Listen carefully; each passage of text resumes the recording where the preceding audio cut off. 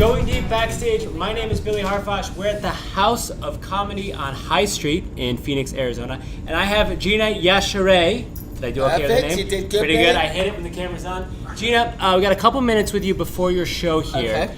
Let's get into the weeds a little bit about Netflix. Now, I've been checking out your specials, the stand-ups, Laughing to America, Skinny Bitch, all that stuff. From our perspective, we're just sitting there and it looks so easy. We're eating popcorn, eating pizza. From your perspective, on that night of the actual recording, I mean, you got to nail that, right? Yeah, I mean, my specials are made under different circumstances. So Laughing to America, Skinny Bitch, both made by myself.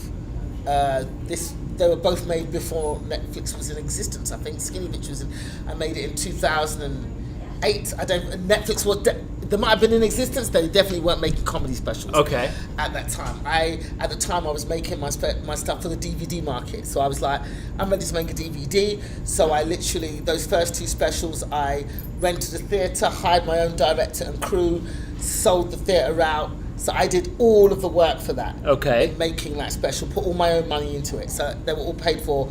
Those two were paid for by myself. Now that's one take? One take. One take. The first one, Skinny Bitch, I did 2 shows. I filmed both of them and then edited between the two. Okay. The second one, Laughing to America, was when I first moved to the States and I shot it in San Francisco. And the budget was a lot higher because Americans are a lot more expensive, the film crews and stuff and theatres to shoot than in London. So I literally had one take. I sold out the theatre for one show and got the crew, and I had to nail it in that one show. Now, there's obviously financial considerations, and Yeah. you're presenting yourself and all this. You got one show, you want to make it good. Do you control the audience? And what I mean by control, do you give out tickets to certain people, like your fans, that you know will laugh? How does that all work? With the one in London, I'm quite well known in London. So that was easy because I literally just went, I'm doing a massive show, I'm doing a DVD taping, buy tickets. And people, my fans, bought tickets for the shows. San Francisco, I'd only been in America a few years at that point. It was 2012. Nobody knew who I was. So I was living in LA at the time. I'd fly over to LA, do shows around the comedy clubs around San Francisco, and just hand out flyers going, look, if you like what you saw tonight, I'm shooting a DVD, I'm doing a special, buy tickets for this. And basically it was all very organic. It was just people who Real people.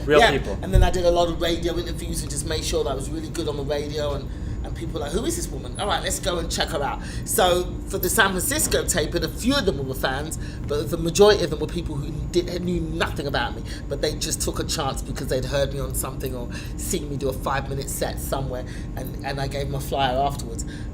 So those two specials, so those are a lot more pressure because I'm spending my own money. Sure. You know, upwards of, I spent 30,000, 40,000 on each one of my own money. So I was like, I'm making this special. I may make my money back. I may not, but I'm investing in my own talent. Right. So those two specials are definitely higher pressure for me because of all the money I was putting into it, time and everything. And you know, I had nobody. I didn't have a team of people behind me, so I was doing it all myself.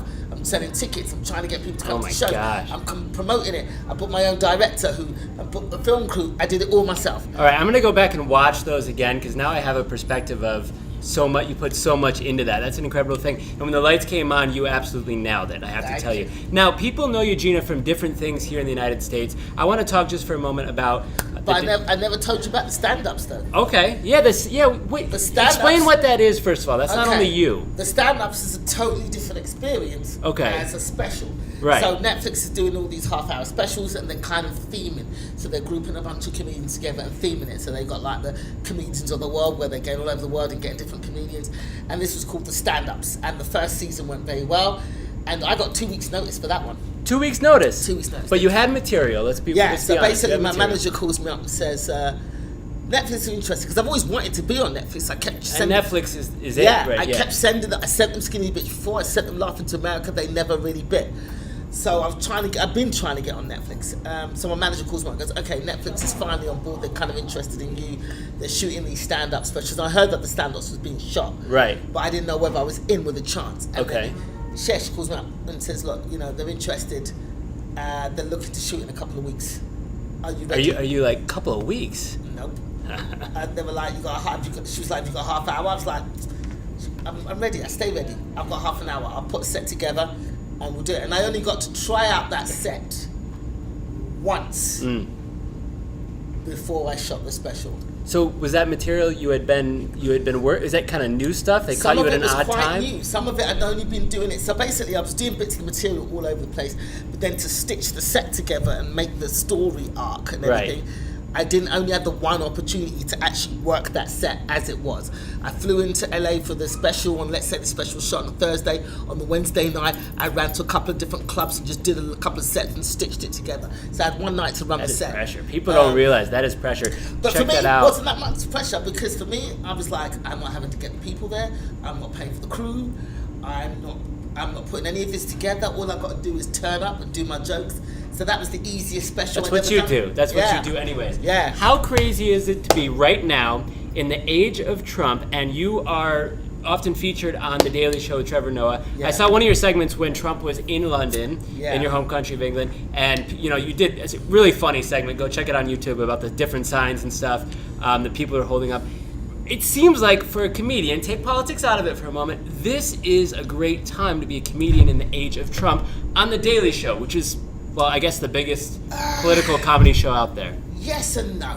Why no? Let's go with the no. No, because you can't make that stuff up, and it's become so crazy that no joke can match the crazy of what he's doing. It's played out? It's kind of played out, and it's so much, and it's so often it becomes almost hack when you're doing Trump jokes, because every day he's bombarding us with more bullshit. You just read his Twitter feed. Yeah, it's tiring and tiresome after a while. All right. So yeah, if you watch, I could do an hour set and not mention Trump once.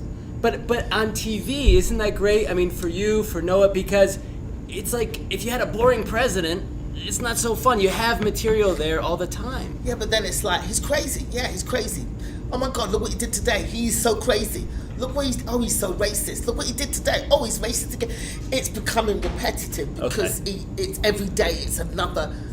We all know now. Everybody knows that he's a crazy person. Okay, everyone knows he's a crazy person. Yeah, so to try and make it more interesting, it's a lot harder now. All right. Okay, Yeah. I feel that. Now, could you sum up in one or two sentences why, Gina, have you... Now, I think you're going to be in London in June. Is that correct? Yes. Is that announced? I can say that. In Yeah. June. But overall in your career, at least right now, you're building your career, television, stand-up clubs, crashing, all this stuff here in America. Why America over England? It's not a case of America over England. It's America and England. I've always seen myself as an international comic. I've wanted to perform everywhere. I performed in Malaysia 4 times, Singapore, Hong Kong. But where do you live? I live in New York. Okay. But I feel like America, the US seems to control the whole entertainment industry. Mm-hmm. So if you make it big in America, you've automatically made it big all over the world. You do well in the States, you immediately are afforded respect wherever in the country of your birth, where you've come from. So yeah, in England I was a big fish in a small pond.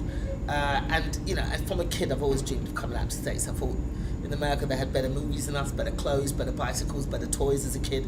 So it's always been my dream to come out to the States. And as an entertainer, once I do well here, I've noticed an increase in my career back home. I was already quite well known in England, but once I came to America and made a stamp here and started to get successful in the States, my career in England has improved. I'm getting a lot more better offers because I'm getting more respect because I've gone somewhere else, especially to the States where the competition is a lot harder. I was going to say. And made it. So then they're like, oh, I've now gained a newfound respect. Has your accent helped you? Americans, we are obsessed with that British accent. I know when I hear a girl with that accent, I think it's hot. Especially when American girls hear a guy with a British accent, they're just dying. Has that helped your career? Be honest with me. Yes and no. Yes, in that it makes me stand out. In that when I go up on stage, automatically they look at me and they just, because I used to find it difficult to get booked in certain comedy clubs because they just look at a picture and they see a black woman and all the sort of preconceived notions of what a black female comedian is going to talk about, they get it from a picture. So they're, she's going to be talking about her vagina for an hour, she's going to be cursing a lot, she's going to be, you know what I mean? And that's what they got from a picture. So going up on stage and I open my mouth, people are like, oh, this is different. Okay? And so I get a lot more interest and a lot more curiosity based on that. And plus I've obviously got the material to back it up. I mean, my material is a lot different from every other comedian who looks like me. Right. So that has been helpful in that way. The way it's not been helpful is, I have a British accent, but I haven't got the face that goes with the archetypal. So they're confused. British exactly. People hear British accent, they're expecting to see, Queen. Russell Brand, the Right. Queen, Ricky Gervais. That's what they're expecting. Right. So when I open my mouth, Idris Elba has helped to make that a little bit better for me now. Okay. But I was here in America working and doing stand-up way before Idris Elba blew up. So I'm going on stage and they're like, what is this? So it confused people. So when I'm pitching TV shows to various channels and various stations, they didn't know what to do with me. They're like, we love that you're different, but you're so different we don't know what to do with you. So I feel like I've always been ahead of my time. I got 2 more quick ones for you because they're going to open the doors here at the House of Comedy.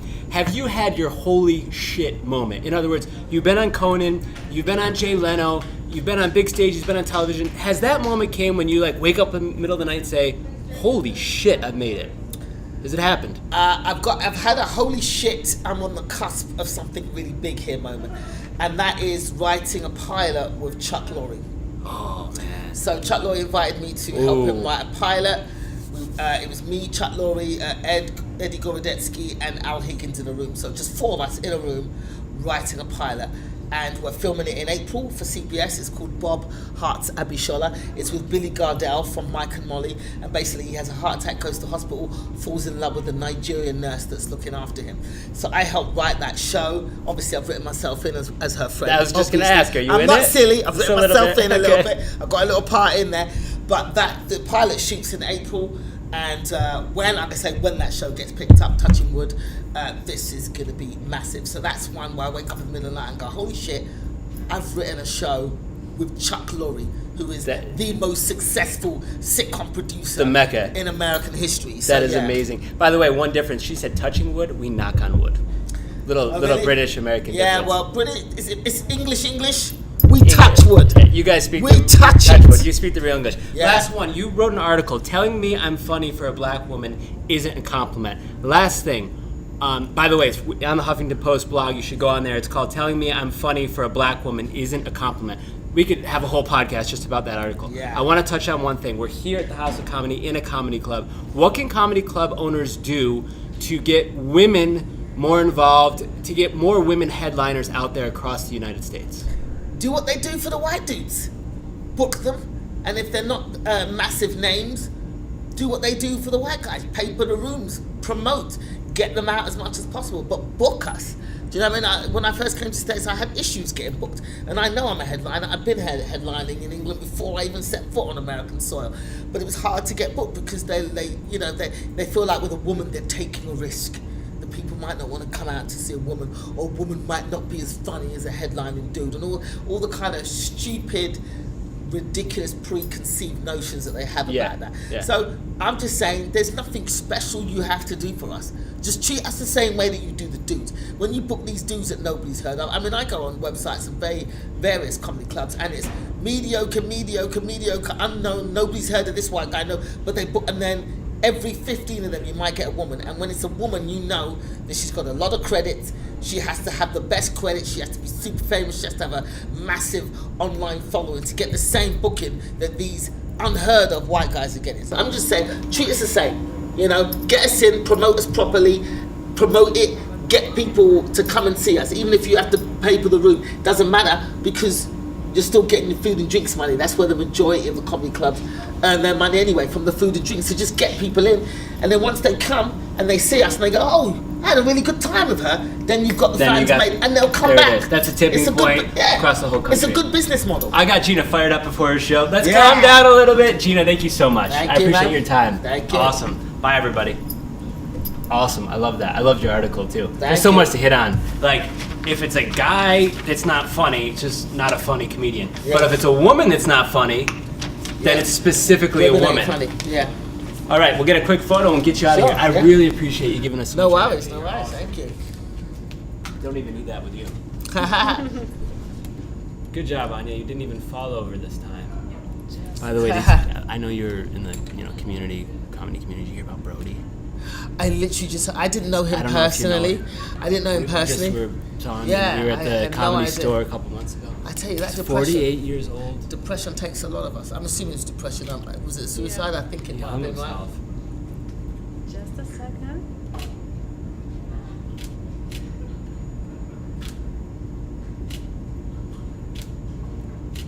beautiful. So Thank many you. successful actors. I always go back to Depression, Robin man. Williams because that's the big one. But Yeah, I mean, depression God is darn. taking a lot of us. Maybe. I don't know. I'm not a doctor, but yeah, it's so sad. So sad. Hey, thanks, buddy. We got a good photo there, Anya? Yeah, Gina, have a great set. Thank you so very much. I'll Thank see you down you. the road. Thanks I'm a lot. sure. Can we have one more, please? Yeah, right like this. Whoops. It's Uh-oh. okay.